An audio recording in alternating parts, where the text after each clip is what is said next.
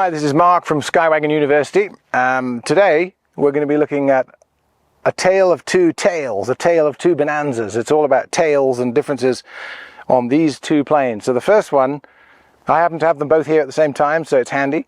This is a 69 Beech 36, not an A36, that would be the next year. It's just the Beech 36, but in pretty much every way it's an A36, but it's the long one. We'll talk about the differences.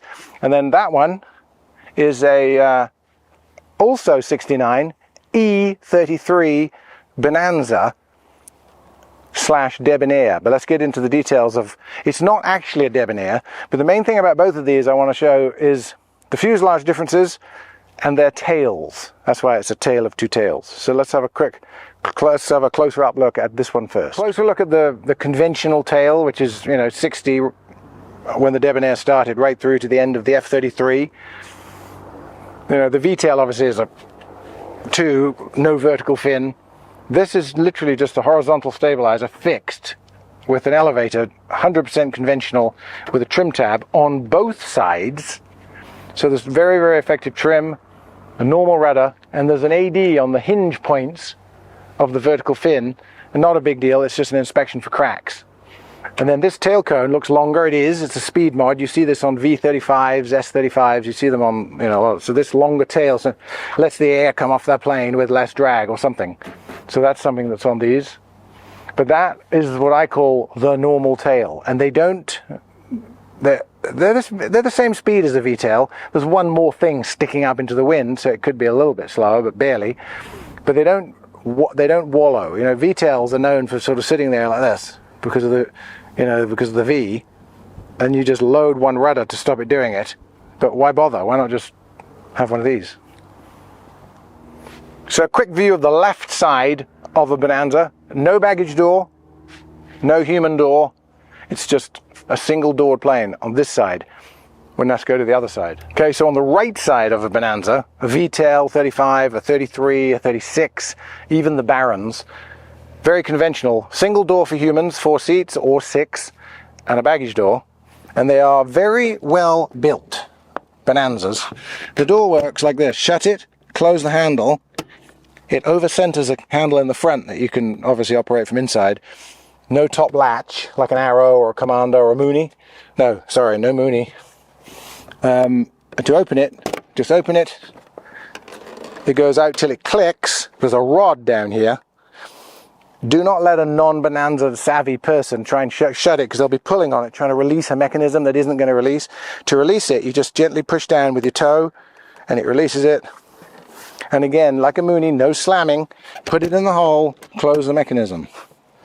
Baggage door.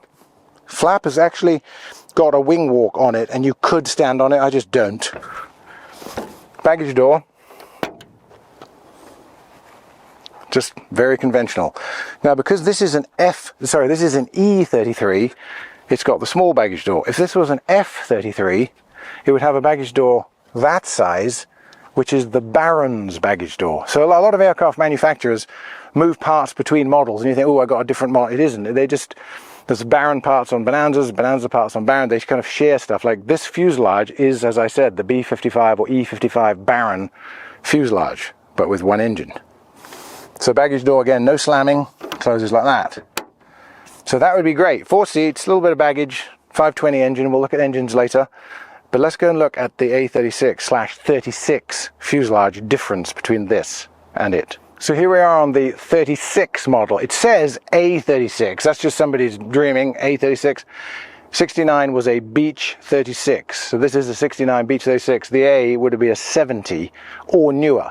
So this fuselage with this door configuration is on all the 36s, all the A36s, all the B36s, B36 TCs, right up to like almost now production. And also the 56 Barons. With the 520s, turbocharged 520s have this fuselage.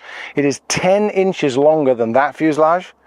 And it has this incredibly large rear access. Look at this. Pretty impressive on its own. And then another one. Bam. Cavernous.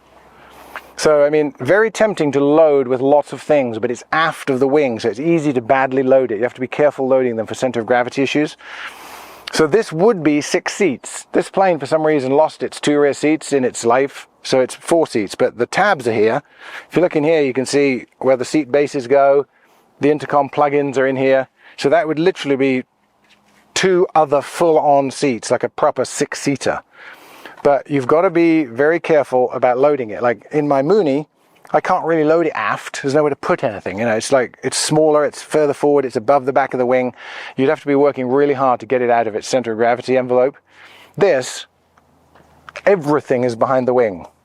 You could put something heavy in the back of that and you'd be out of envelope very soon. So you've got to be very careful. We'll superimpose a little picture of its loading graph up here that's inside the plane in the corner of the screen. But that is the 10-inch longer 36 model Beech rear access. And you could get into, obviously, the 2 very most rear doors, but you could also get into those other 2 seats through it.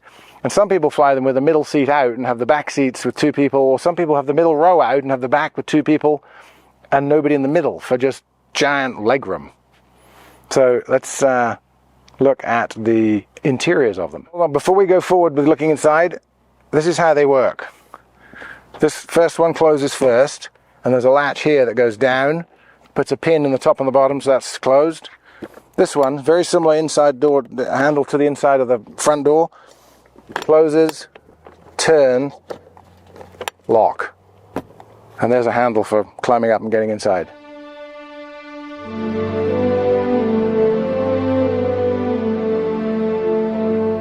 So here we are in the 33, very similar to the 36, single yoke obviously, no AM FM radio cassette player in this one. There's a music input for an iPhone though, so you could still play music. Little glove box, conventional stack of old school IFR King, engine analyzer, IFR laid out gyro panel, manifold pressure, fuel flow and tack, and then the gauges that are normally behind here, but it flies probably there, so you can see. And then just a note, if you see in-op written on a gauge like that, there's 2 in that plane too. If you see in-op, it's not because it doesn't work, it's because it's been replaced with something better. Like that cylinder head temp, well there's a multifunction engine analyzer, which is vastly superior to that, so that's in-op and that's now doing it. Avionics master switch, the single yoke, aileron trim, so watch the yoke. So if you're in flight, you can adjust the aileron balance if your fuel weights are slightly off. Similar, exactly the same actually, throttle, prop, mixture, not red, not black, you just have to know where they are. Fuel pump, and then since we're down here, this plane has right side brake pedals, that one didn't. This it's got brake pedals, but they're stowed. So if you want to unstow them, you just press that in, pull them forward. But they're down, so they're out of the way, because you know this person has no yoke, no brake, no nothing, they're just sitting. But what a fantastically comfortable sitting position it is.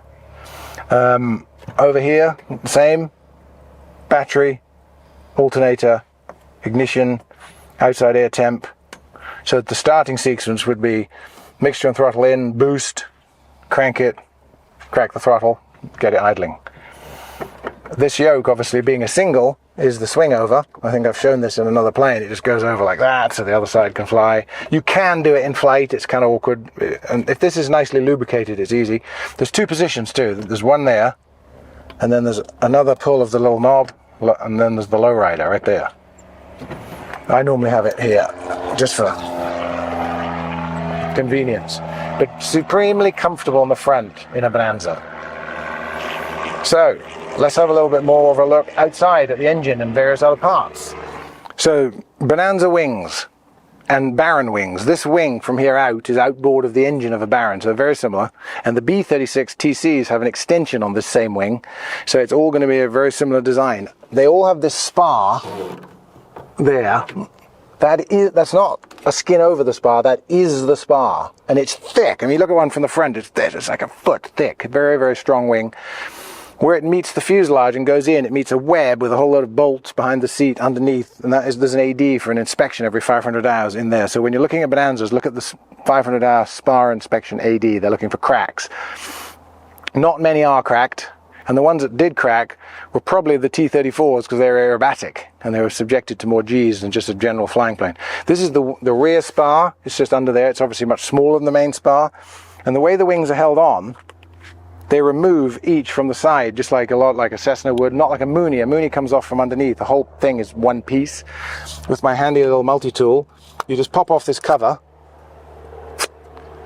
with wing walk on it. And inside here is a very large sort of 12-point star bolt that screws the wing right to the inside structure of the plane. Another one up there and a couple more underneath. So when you're looking at these, if these have been sitting outside, water will pool in this well and can cause corrosion and rust. So another thing to look at on Bonanzas is make sure that's not full of water. Put it back on, pop that in there, and there it is. Okay, let's look at some engines. So the props, this is just a conventional Macaulay 3-blade on a 520. We'll look at the engine in a little pretty soon. Debonair's had 2 blades, 3 blades. There's a lot of different options, so that's a nice combo. 6 cylinders, 3 blades. There likes to be normally half the number of blades as cylinders, so 2 blades on 4 cylinders work and 3 blades on 6 cylinders for the harmonics. So that's a nice combo on here. And on the A36, 36, sorry, not A, this one actually has an MT prop, which is carbon fiber. Very light, which doesn't help with the aft center of gravity, I suppose, but very, very light, so incredibly responsive. When you start it, it starts like a Rotax. It stops like a Rotax almost, but incredibly smooth. I mean, this plane has 1,950 hours on its engine, and its engine is a 1,700 TBO 520, so it's 250 hours over TBO, and it still flies like, I mean, it's absolutely so smooth. So that is an STC that's been added. This would have probably been a 2-blade when it was new, and it's probably had some 3 blades in its life, and now it's got this MT on it, which is a nice plus. So the engines, let's have a look at them. So on a Bonanza, this year, there are 4 over-center screws that hold it shut, and on the later ones, they have a single handle here that you push in and pry open, and it releases two like jaws, and it opens, so you don't even need a tool. So as usual, I've got my handy multi-tool, and we undo these 4 3/4 turners, pop the hood, there's a little latch up here, and this is, we won't look at the Debonair's and the E33's engine because it's going to be exactly the same as this. So very easy access. You can check the oil obviously through the dipstick hole, but to open it is that fast, so you could look at it in a pre-flight very easily. Oil filler with dipstick inside it.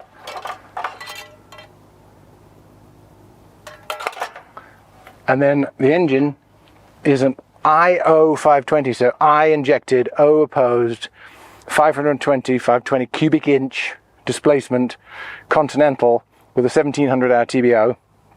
And as I said earlier, this one actually has 250 hours over that on it. So somebody buying this plane can use this. It runs perfectly well. It'll fly. It'll do probably a couple hundred more hours because it's been topped.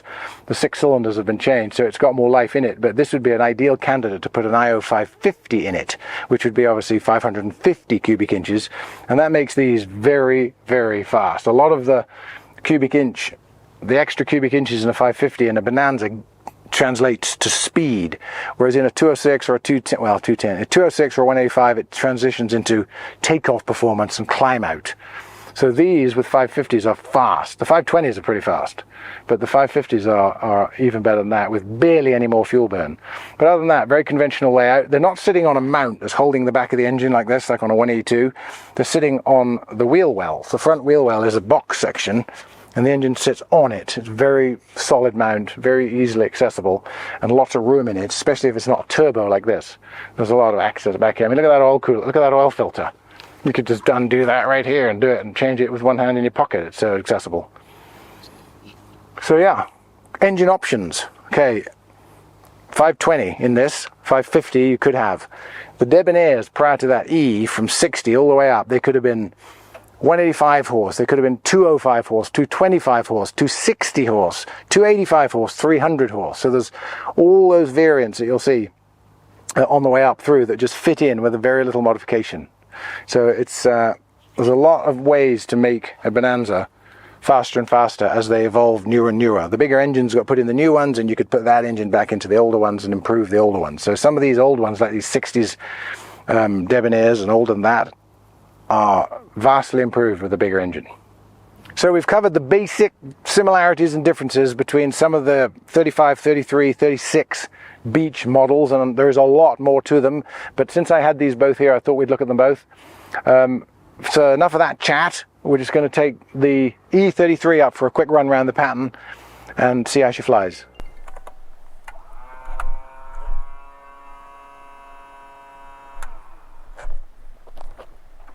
Clear.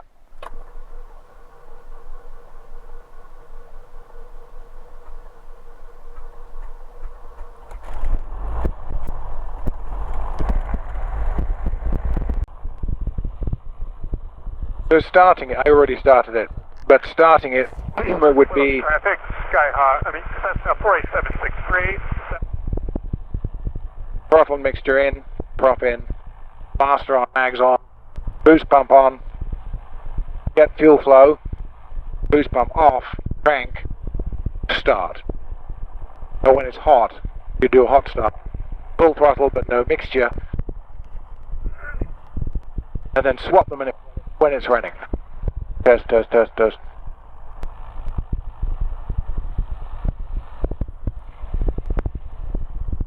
Okay. Okay, so here we are. We're going to actually back up this road. It's not really a road. It's, I say it in all the videos because people ask. This is the access road to some hangars at Placerville that have not been built yet. So I use it for photographing. Got to watch out for the wings hitting the bushes.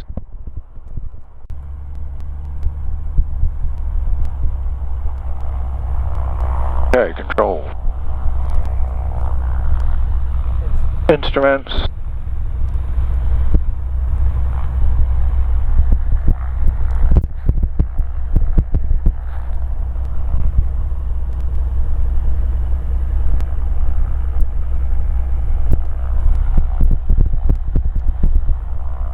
Gas, fullest tank,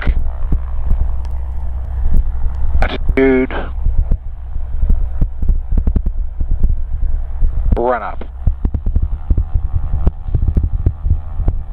This mic isn't activating very well, so I'm having to sort of alert things out, so sorry about that. 1700 up, yeah. Left, right, left, both.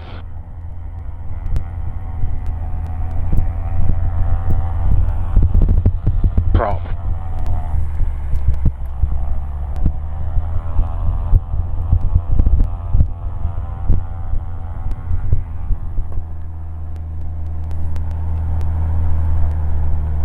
Placerville. Bonanza 464 Sierra Romeo, departing runway 23, local flight Placerville.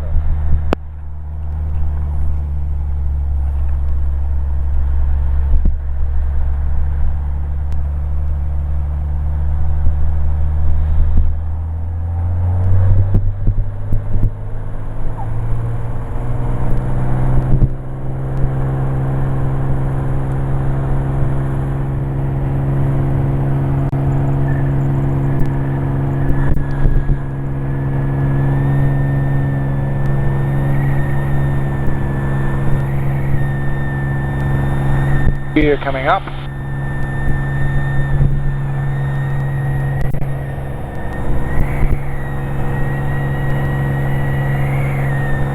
Gears up. Manifold pressure back to 24.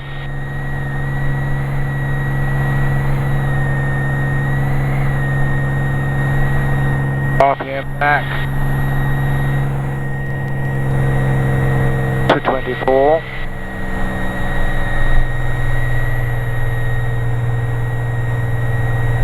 Fuel flow to about 50.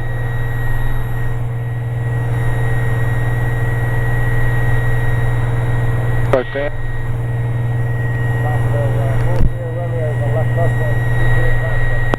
These Bonanzas, I've said it before, in that 65 we had with the 550, the beige one, are fantastic.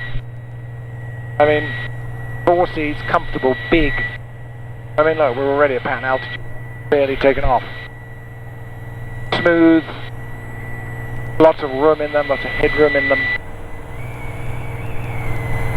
Let's see how easy they are to land, because I've always been going on about the gear making it look easy. It's a little bit warm today, there's a bumps, but so we're just going to do a normal landing. Oil pressure's great, fuel flow's great. Controls are incredibly light. So just reducing power, getting airspeed down to where I can drop the gear. Gear coming down. Looking for the indicator. Looking for the green. Got a green. Backing off power. Putting down first stage of flaps.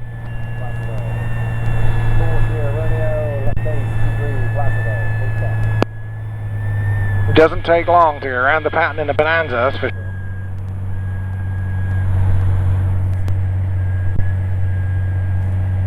Full flap. Trim. Switching the mixture a little bit. Drop in. Set her up at about 80.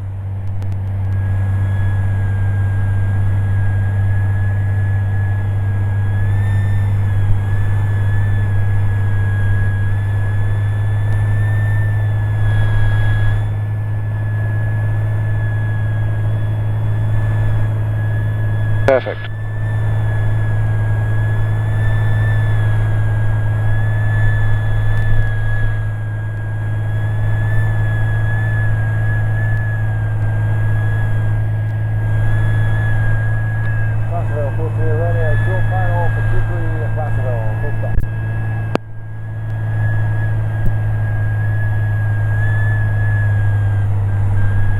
Just as we go over the threshold, it's like 80, 70.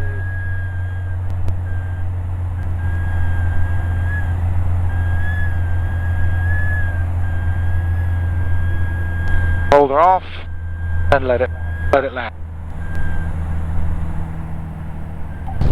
1, 2, 3. Flaps up.